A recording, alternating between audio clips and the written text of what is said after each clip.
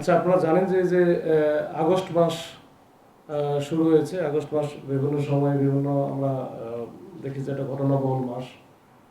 তো এই আগস্ট মাসকে কেন্দ্র করে অনেকের মধ্যে আশঙ্কা আছে, বা বিভিন্ন রকমের যে পত্রপত্রিকাও বিভিন্ন রকমের আশঙ্কা বা বিভিন্ন শঙ্কার কথা বলা হচ্ছে।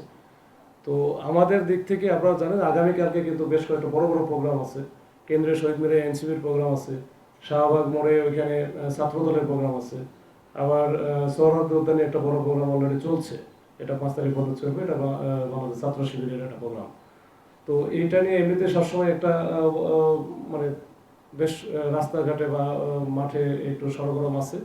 এর বাইরে যে সংখ্যাগুলো আছে, সংখ্যার ব্যাপারে মার্কেটে যেটা প্রচলিত আছে যে এই সময় কি হবে না হবে, এইসব বিষয়গুলো নিয়ে পুলিশ খুবই অ্যাক্টিভ।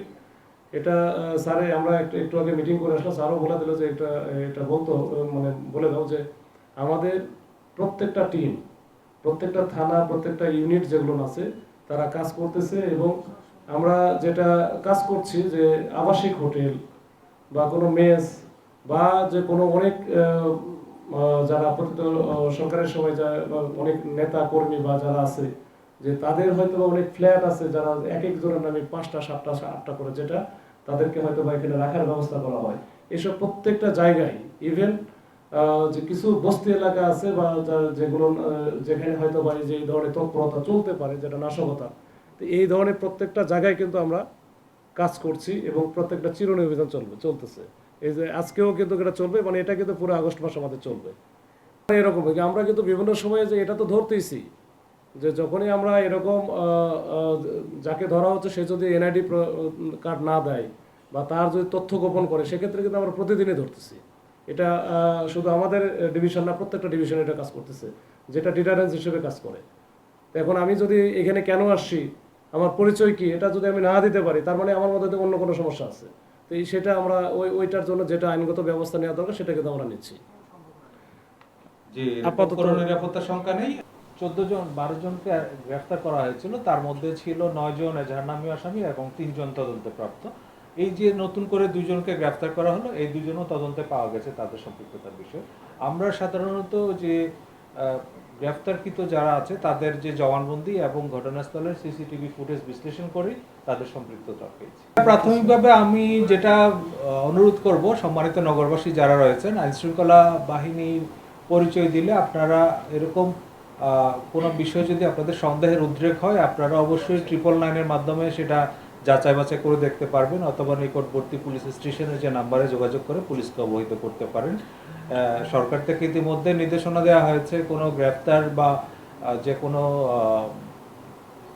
প্রক্রিয়ায় কাউকে আটকের বিষয়ে তাদের পরিচয়পত্র প্রদর্শন করা এবং এগুলো নিশ্চিত হয়ে আপনারা কাজ করবেন এবং প্রয়োজনে পুলিশকে সহায়তা করবেন।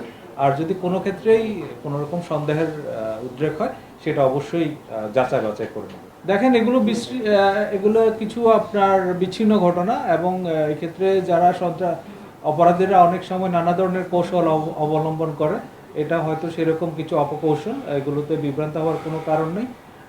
যদি কেউ কোনো অস্বাভাবিক কোনো কিছু করে, সেটা মনে হলে আপনারা তাৎক্ষণিকভাবে পুলিশের সহায়তা দিতে পারবেন। থানা ক্যাবি কনভেনশন হলে যে ঘটনা, সেটার বিষয়ে ভাটারা থানায় একটা মামলা রুজু করা হয়েছে এবং এই মামলায় পর্যন্ত 22জনকে গ্রেফতার করা হয়েছে। এখানে কার কি সংশ্লিষ্টতা ছিল সেটা যাচাই বাছাই করা হচ্ছে। আমরা বিষয়টা খুব গুরুত্ব দিয়ে তদন্ত করছি। রাজধানীর কেরানীগঞ্জ থেকে আরও 2জন কে গ্রেফতার করা হয়। গ্রেফতারকৃত হলো মোহাম্মদ রুমান ব্যাপারী এবং আরেকজন হলো মোহাম্মদ আবির হোসেন। আপনারা জানেন ইতিমধ্যে এই ঘটনায় 12জনকে গ্রেফতার করা হয়েছিল। 12জনের মধ্যে 9জন স্বীকারোক্তিমূলক জবানবন্দি প্রদান করেছে এবং এই 2জন গ্রেফতারের মাধ্যমে এই ঘটনায় মোট গ্রেফতারের সংখ্যা দাঁড়ালো 14। এই যে ঘটনা, সেটার প্রেক্ষিতে যে মামলা হয়েছিল, সেই মামলায় মোট 19 জন এজাহারভুক্ত আসামি ছিল এবং 20 থেকে 25 জন অজ্ঞাতনামা আসামি ছিল। এজাহারনামী 19 জনের মধ্যে 9 জন আমরা গ্রেফতার করতে সক্ষম হয়েছি এবং ঘটনার সময় যে নির্দয়ভাবে যে পাথর নিক্ষেপকারী অভি, তাকেও আমরা গ্রেফতার করেছি। এই ঘটনায় যে অন্যান্য যে আসামি রয়েছে তাদেরকেও আমরা গ্রেফতারের প্রচেষ্টা অব্যাহত রেখেছি। আশা করি এই ঘটনার সুষ্ঠু তদন্ত এবং প্রকৃত রহস্য উদ্ঘাটনের মাধ্যমে আমাদের যে পুলিশ রিপোর্ট, সেটা বিজ্ঞ আদালতে আমরা যথাসময়ে প্রেরণ করতে সক্ষম হব। আর একটা বিষয়, যেটা আমাদের যে নিয়মিত কার্যক্রম সে সম্পর্কে আমি একটু বলতে চাই। তার আগে গুলশানে আপনারা জানেন সম্প্রতি 50 লক্ষ টাকা চাঁদাবাজির একটা চাঞ্চল্যকর মামলা রেকর্ড করা হয়।